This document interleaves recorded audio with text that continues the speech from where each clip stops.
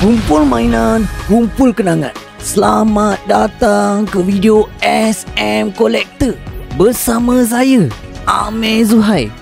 Hari ini kita akan review Bobo Boy musim 3. Yeah! Enjoy!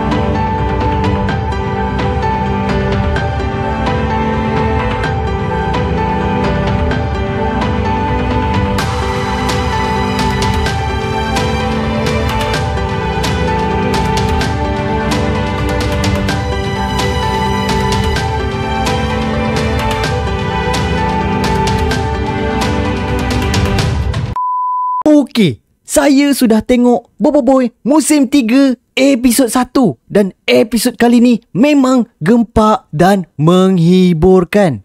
Kalau untuk musim 3 ni memang saya tak pernah tengok sebab masa ni saya sudah mula start kena prepare untuk SPM.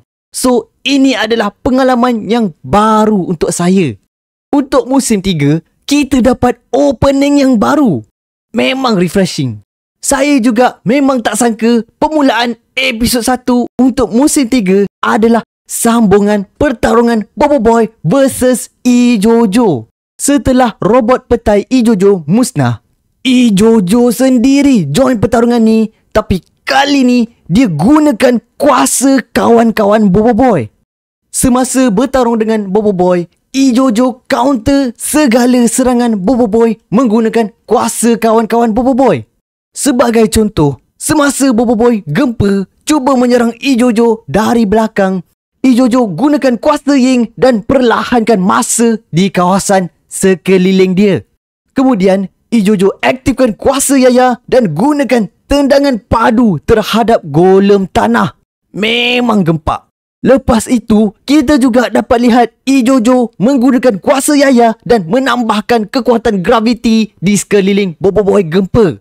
Penambahan graviti itu membuatkan Bobo Boy dan juga golem tanah sendiri tak boleh bergerak. Kemudian, Ijojo tukarkan golem tanah Bobo Boy gempa kepada kaca dengan menggunakan kuasa Gopal. Babak lawan ni memang kreatif. Kita juga dapat lihat strategi pertarungan Bobo Boy. Seperti Bobo Boy gempa gunakan ombak tanah untuk mengkaburkan pandangan Ijojo. Setelah Ijojo menukarkan serangan ombak tanah itu kepada kertas, Bobo Boy Taufan serang Ijojo dengan menggunakan gerudi Taufan. Walaupun Ijojo memang power dalam episod kali ni, dia akhirnya tewas setelah Adudu join pertarungan tu dengan menggunakan robot muka lakus. Performance robot muka lakus Adudu kali ni memang hebat. Adudu dapat melakukan damage yang besar terhadap Ijojo sampai Ijojo sendiri banyak kena elak serangan Adudu. Kemudian, setelah Bobo Boy gempa dan Taufan kaburkan pandangan Ijojo, Bobo Boy Halilintar teleport Adudu ke belakang Ijojo dengan menggunakan gerakan kilat. Saya memang tak sangka gerakan kilat Bobo Boy Halilintar boleh teleport objek besar. Lepas tu, Adudu literally tembak laser pemusnah point blank dekat Ijojo. Hancur suit Ijojo.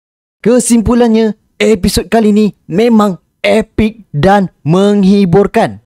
Rating saya untuk episod ini adalah 8 out of 10. Walaupun cliffhanger, it is a masterpiece of a fight scene. Kemudian, kualiti animasi dan visual untuk musim 3 memang makin cantik dan high quality. Tak sabar saya untuk tengok apa yang jadi dekat episod yang seterusnya. Itu saja daripada saya.